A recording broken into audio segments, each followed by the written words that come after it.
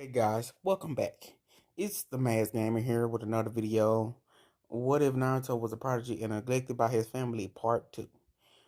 And you may be wondering how I uploaded a video and then my next video was a part 1. Well, the first video was just the prologue to the story. And then the next one was part 1. Here's part 2. So, we begin our story 6 months later. Naruto stood atop a large branch surrounded by trees looking down at the enormous spider making his web. Damn, that web could trap a bear. He thought. Oi, watch your mouth, kid. Kurama shouted from within Naruto's landscape. The redhead brought a hand up and scratched the back of his head. Sorry, Kurama, it's just that the forest never ceases to amaze me. I wouldn't be surprised if you said you were from the forest of death like these creatures. Please, these pests don't hold a flame up to a candle compared to me. The fox boasted. Sure, sure, says the one trapped within the 6-year-old. Naruto chuckled as Kurama started to shout insults at the redhead for his comment. As Kurama continued to shout insults at Naruto, the boy looked at the wooden sword held in his hand. He had spent the past 6 months practicing with it after finishing his tree walking, kunai throwing practice. Kurama had insisted he practice first. He picked up those techniques quickly, but something about a sword in his hand didn't feel right. Hey, Kurama, Naruto said, interrupting the fox's constant insults to get his attention. I don't think a sword is right for me. You see how every stance I have tried doesn't work at all for me. Every stance is awkward, just not fluent in a sense. I think I need something more suited to my nature, Naruto informed. You're right, kid. Almost every sword style we have tried just doesn't work for you. Maybe you aren't for me to be a swordsman, which sucks because you've been sealed with your mother and your grandmother Uzumaki. Because I have been sealed within your mother and grandmother Uzumaki Mito. I only managed to pick up a sword on the sword that you humans love as weapons. Naruto was about to speak up when he heard what sounded like a scream coming from the spider web. Looking down, Naruto saw a small brown hawk thrashing about on the wing he flew into. Naruto watched the horror as the giant spider made its way towards the defenseless hawk, and without thinking, he jumped down at the spider, raising his wooden sword above his head and swung it down on the spider, impaling the anthropod through his head. Naruto lifted himself up by the handle on the sword and looked down at the hawk still trapped in the web. Channeling chakra to his beat, Naruto jumped off the spider and landed on top of a strand of the web, making his way over to the hawk. The creature spoke. Stay away from me, it yelled out in a panic. Naruto raised both his hands in an unthreatening way. Show the Hawk that he meant no harm. The Hawk watched Naruto and slowly nodded to the human, and allowed Naruto to cut him free. Though doing so caused the bird to fall towards the ground due to the sticky silk remaining on his wings, preventing it from flying off. Before it hit the ground, the Hawk felt itself land in the grasp of something that held it close. Looking up, it saw that it was the same red head that had set it free.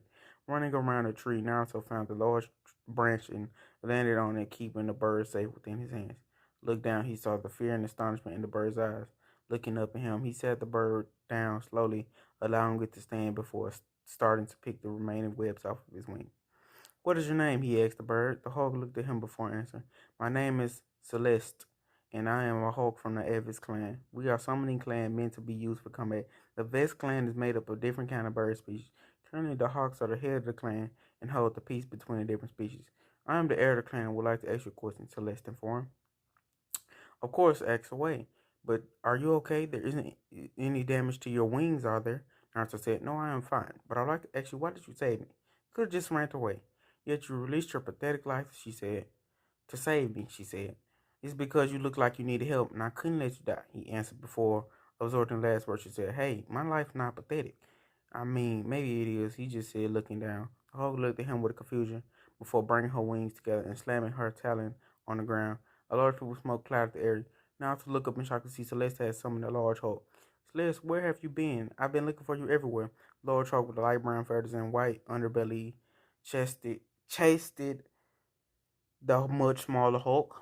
I'm sorry, Mona-sama. I got trapped in a large spider web when I was exploring and this human saved me.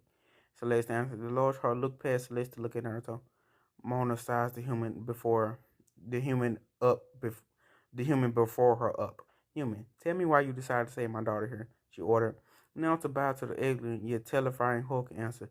I saved Celeste there because I was watching the spider build his web after taking a break from training. I was about to turn away, and I heard Celeste screeching, having been caught in the spider's web.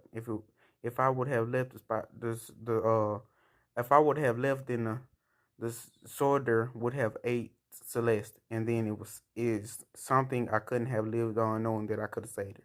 So I jumped in without thinking and slayed the spider before freeing Celeste. Once he finished, she raised his head, and Mona could see no hint of deception in his eye. Is this true, Celeste? Mona asked, not taking her eyes off Naruto. Hi, Mona-sama. The boy there saved me from being eaten by that spider over there. Celeste pointed to the dead spider. Mona nodded her head and spoke once more. Child, what is your name? My name is Namikaze Uzumaki Naruto, he shouted. What the Naruto? How would you like to become Abel's clan first Hawk-sama? Mona asked. Naruto's violent eyes brightened at the request and bowed once again. It will be my honor, Mona-sama, he said. My, how firm you are. I'm starting to like you, boy, Mona said before using her talents to reach into her feathers and brought out a lower scroll. She sat it on the ground and unraveled it to show empty columns where one would write their names. Now then, bite your finger to draw blood and write your name in the first column in your blood.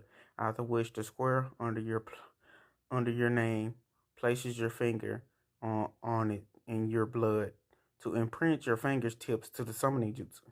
On informed Naruto bit his thumb and read his name and placed his fingers down onto the box beneath his name. Mona closed the scroll and showed Naruto the hand seal for summoning jutsu. She turned to Celeste. Celeste here will be your familiar. She has the choice to stay or choose to be summoned whenever you need. Naruto make us hogs proud to be the summoner by you here, she said. Hi, Mona-sama, he replied, and Mona nodded before disappearing into a puff of smoke. Naruto turned to Celeste. Hey, do you mind helping me train, or is there anyone who can help me train? As I don't have my tenant within my seal. As I only have my tenant within the seal that is regular cranky when he doesn't get 5 days of rest, Naruto said.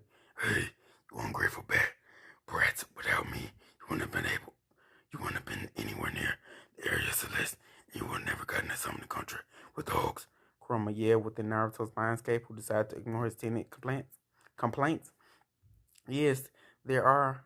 I know 2 hogs who will be able to help you with the art style.